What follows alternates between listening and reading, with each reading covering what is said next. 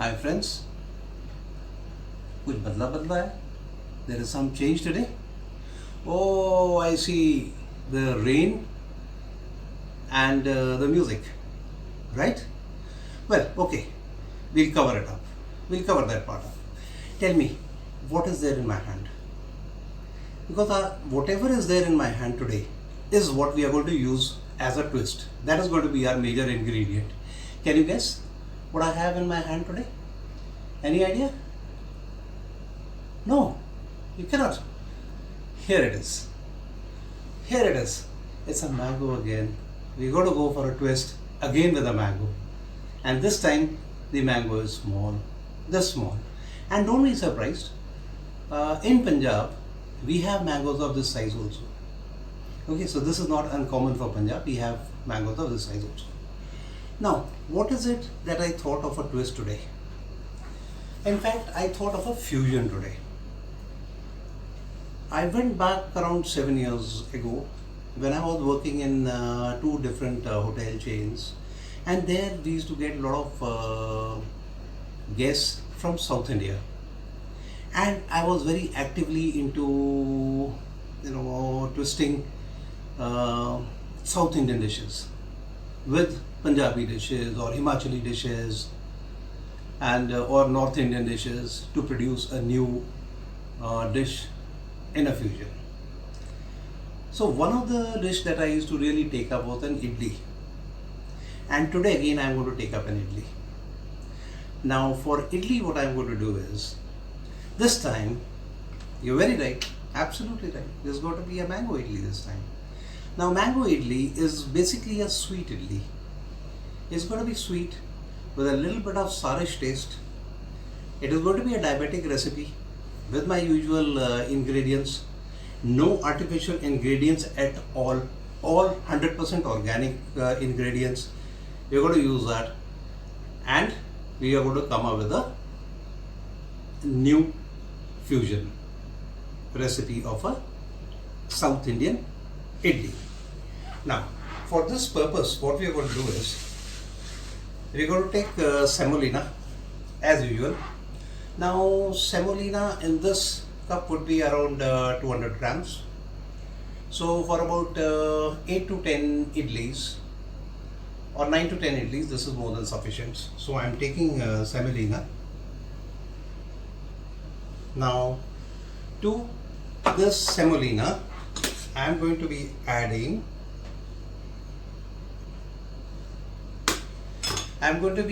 as usual my dry ingredients.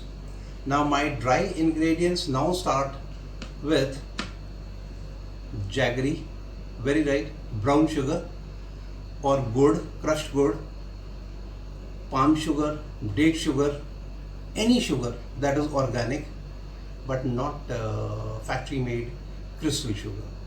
Okay, so we go with this.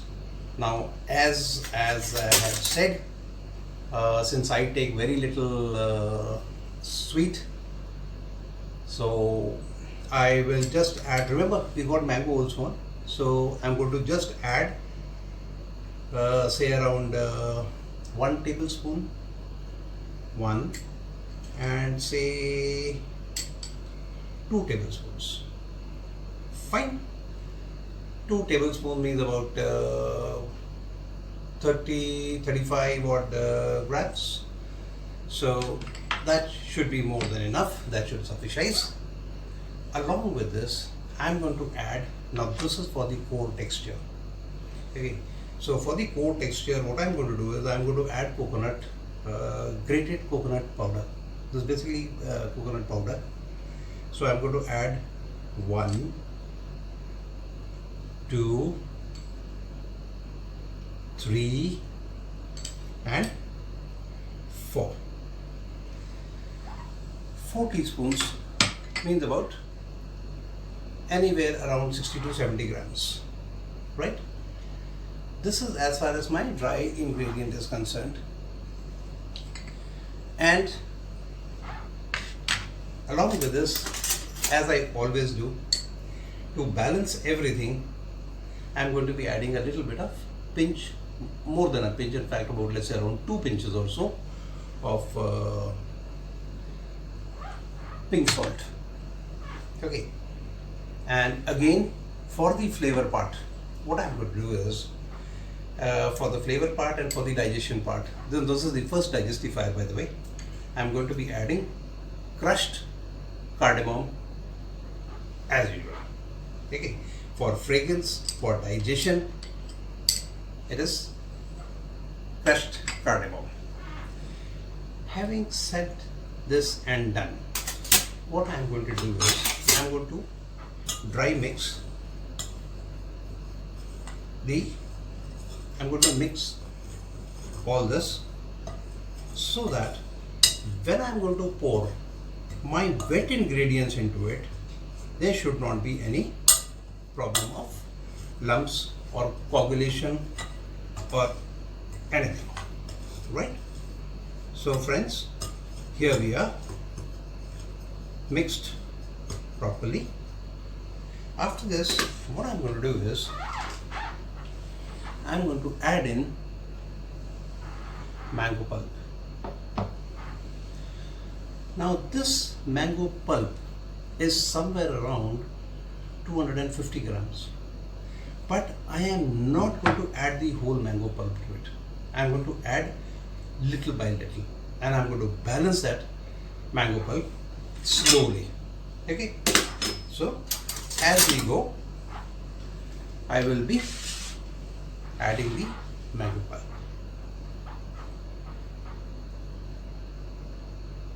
So I'm going to start with say 30,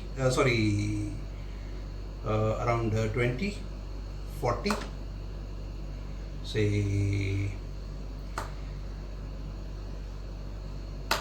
say around, now it all depends on how strong a flavor you want from the mango. Okay, so it will all depend upon that. So to start with, I just added this much, that is about half of it, about half the bowl, that is. Okay, there's say around 125 grams or so, and I'm going to dilute all this with very light warm water. So I've just poured in a little bit of water so that I can dilute the mixture. Okay, and again, as I said, very carefully, there should be no lumps, and that's how we go. Okay, now there was one interesting feedback I got from one of my well-wishers, and well-wisher Anna Junior, where he said, "Chef, why don't you show yourself in the kitchen, in a proper kitchen, instead of on your table?" I said, "Okay, friend, the reason is pretty crystal clear. The reason is that a chef is here. A chef is here in his mind, in his brain, in his discipline, in his education, in his experience. The background where he makes doesn't make a difference. What makes a difference is the mind, the education, the experience, the trainings, the exposures, the discipline of the chef. A chef can cook anywhere, right? And that's number one. And number two, my hotel chain does not allow us to take even a single photograph in the hotel kitchen. So leave alone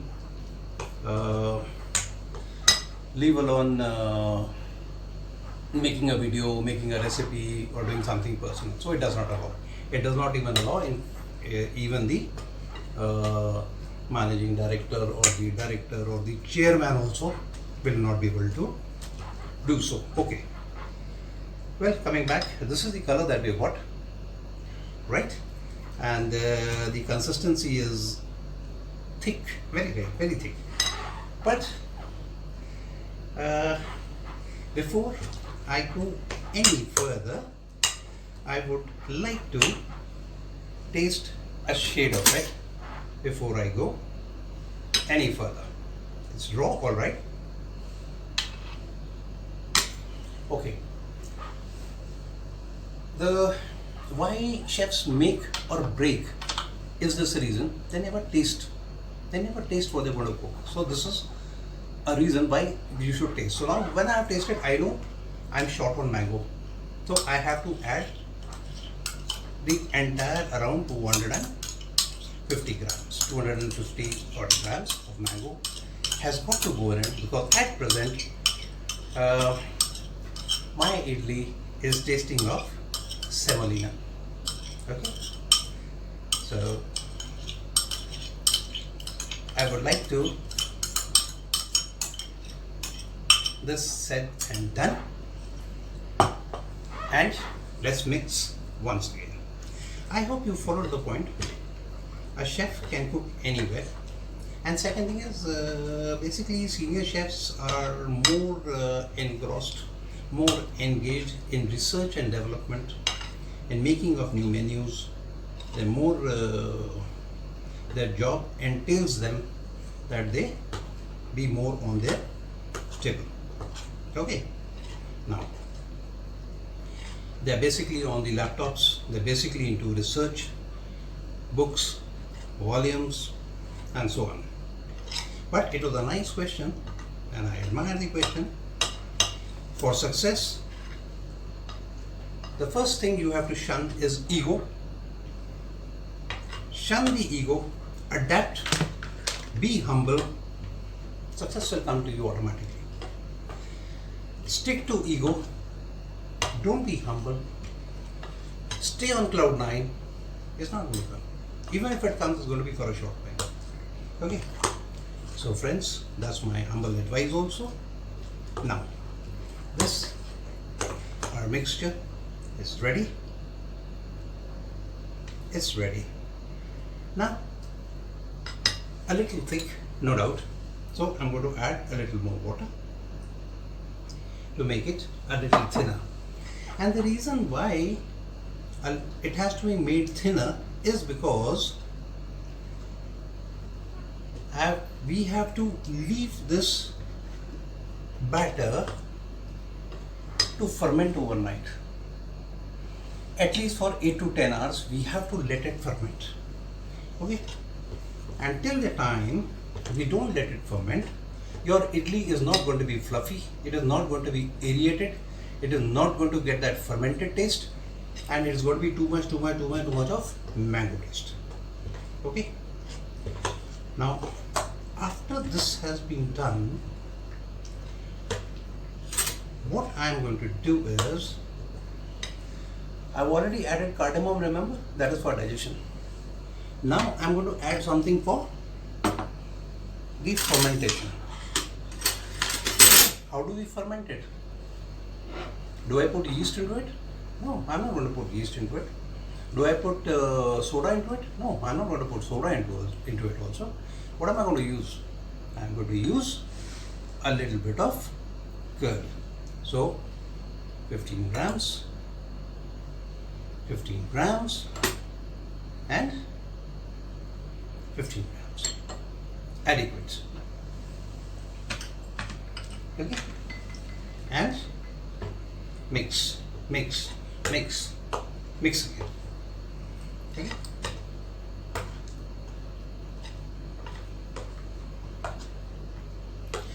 Now, see it changing? See the color changing? Well, you can't. I'll just show you. I understand you all cannot. So I'm just going to show you how the color has changed. Okay. Let me just mix it thoroughly, and then I'm going to tell you how the color has changed. Here we are, friends. So this is how the color has changed. Okay. Now I do believe that the balance is quite perfect in this, but we can still have a look. We can still taste and have a see. Perfect. Now this has too much of a mango taste. Now there's a little trick, that we can do.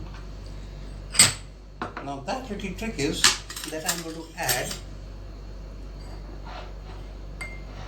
an ingredient into this mixture, that is, yes, raw mango powder. I'm going to add 1 teaspoon, that is about 8 odd grams of mango powder. That is the twist. And that is the twist which everybody used to wonder as to how come my idli always tasted something very, very, very different, unlike from any other idlis. And wait, there is yet one more ingredient to go in. You forgot. So I'm just going to add this again for the taste part. Let me taste it again, and I'll tell you how much more it has got to go in. Okay, so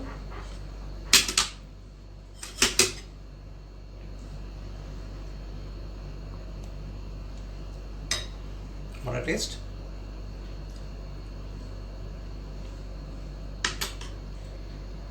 That's it, but we can always add a little more. Okay, we can always add a little more.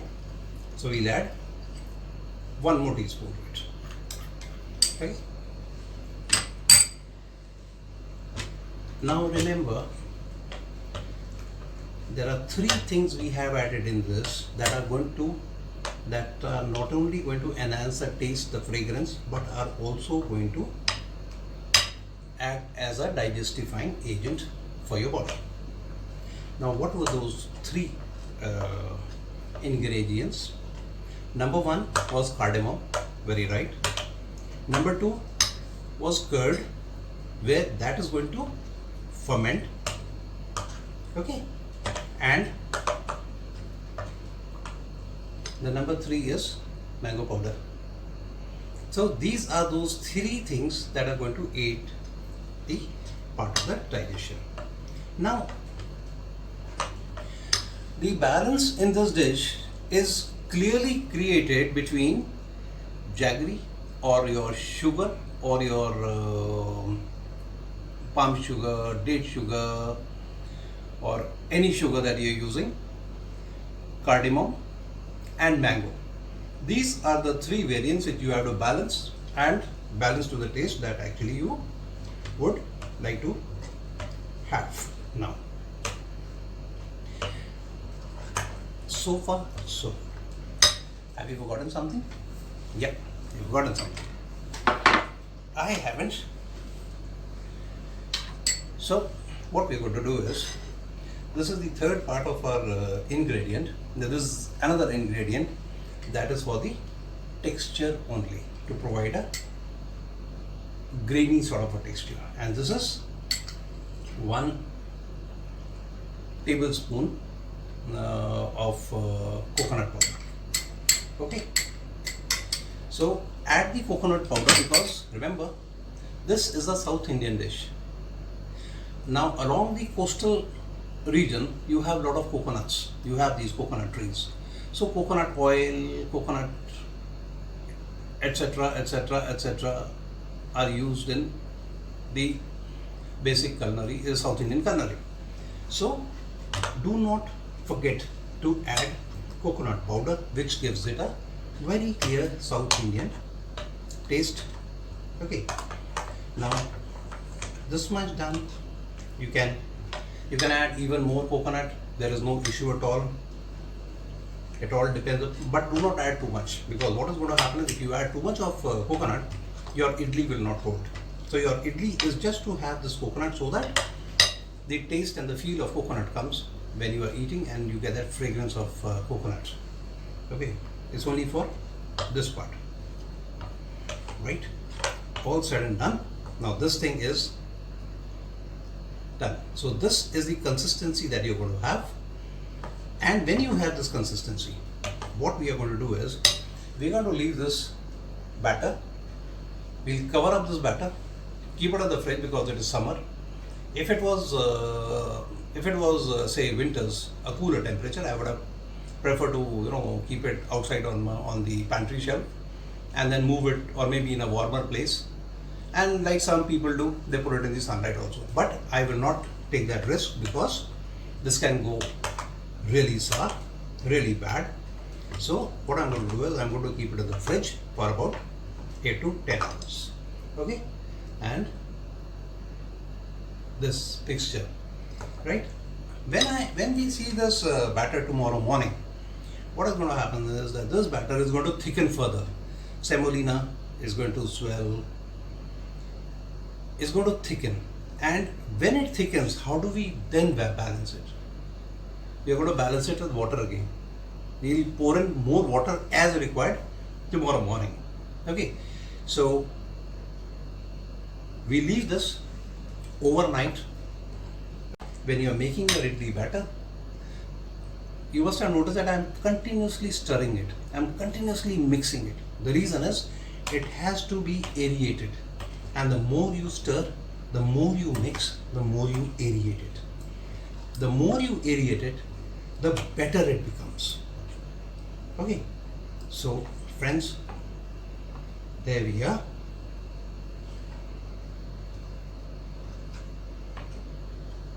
And pretty well, this is the flow that you require for a idli batter, idli or a dosa batter. This is the flow, right friends? So this is how you do it. A quick recap of everything. Semolina, same quantity, mango pulp, curd, and cane sugar. I used brown sugar. Then coconut powder, that you already, coconut powder, and mango powder, little bit of salt, and cardamom. Warm water so far. Rest. We'll meet in the morning, and then we'll make the idlis. That I will show you how to do it tomorrow morning. Okay, right? And thank you for watching so far. We'll be meeting tomorrow morning in the kitchen. Okay, till that time, good night and have a nice time. Okay, bye. Thank you.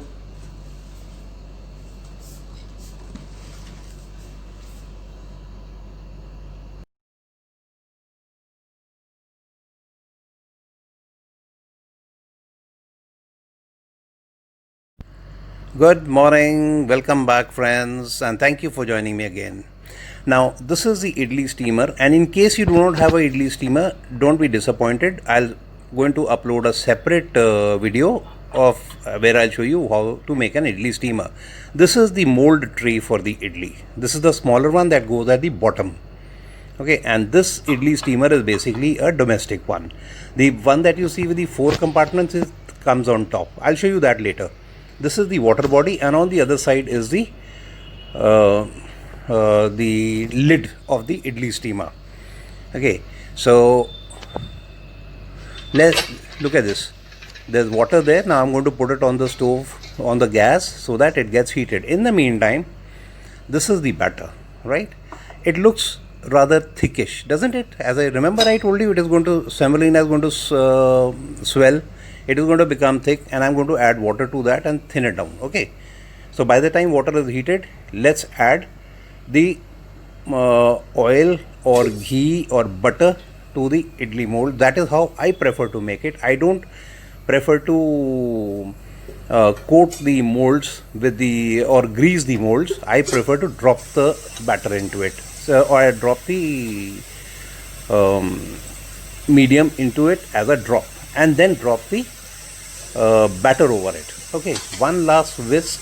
I have already added the water, by the way. One last whisk, and let's pour the batter. Now remember, look very carefully. It's just 1 spoon. 1 spoon means around 70 to 80 grams, not more than that, because, and that it should be a little empty. The mold should be a little empty. Reason is the semolina, the idli is going to fluff out, and when it does, it is going to overflow and the shape will be lost.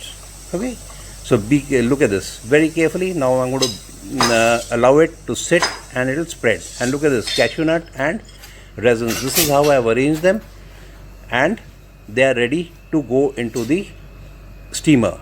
And our steamer is whistling. You can hear the steam coming, I believe, in the background. If you listen carefully, there. That is the first tray with the 3 mold that goes at the bottom.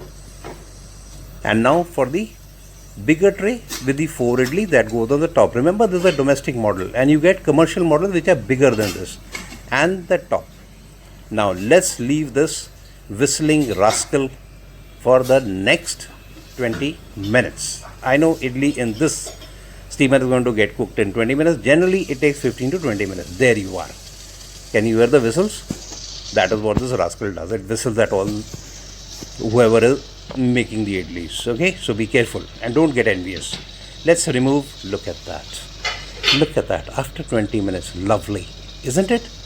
Hey, don't take it off. Don't take it. Wait, let me demold them. Here. Wow, great, huh? So these are the trays that we have. Now look at this idli number 1. Beautiful, isn't it? Soft, firm, and look at the dry fruit on it. There. So that's how you demold them. Pass a knife around them like we do it with a cake, and the idli comes out automatically. There it is. Arey, let's take 2.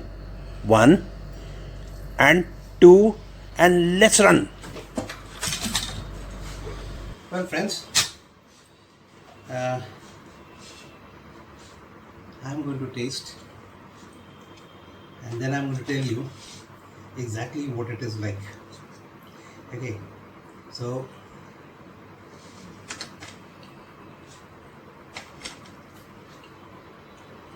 superb, beautiful. The taste of mango, the taste of mango powder, taste of jaggery, all the taste coming through is beautiful, beautiful blend. And with that, as I said, it's 9 o'clock in the morning, so I must rush off. What you will do for today is make this recipe, enjoy it, and then tell me in the comments how it was, right? And till the time we meet again with another recipe, thank you, have a nice day, bye from Raj.